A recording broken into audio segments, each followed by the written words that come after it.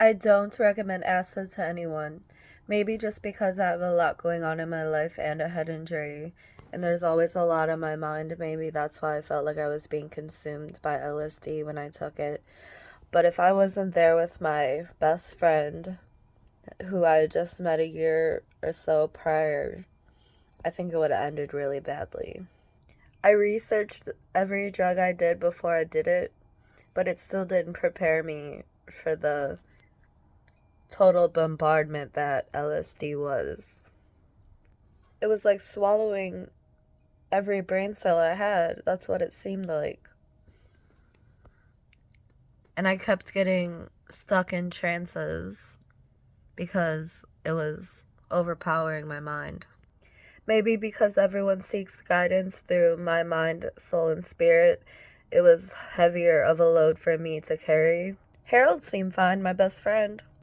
But we don't talk anymore because he introduced me to one of his plugs, and I bought weed off of him one time, and then he wanted to hang out, and then he drugged me with GHB and an ecstasy pill and raped me. He'll never replace my best friend Harold. Fucking stupid ass guy. Whoever the fuck you are. You think I want that dick? Hell no. I guess I just can't seem to follow the story of LSD being too intense for everyone else because they don't have 8 billion people manifesting on them every second, every millisecond of every day. So there's no real challenge in changing the mind of someone who is stupid and has accomplished nothing. And that's all it did was change my mind into something I didn't want. But maybe because you don't have the stress of carrying the entire world on your shoulders, you're more creative than I, and maybe it was a more pleasant trip for you.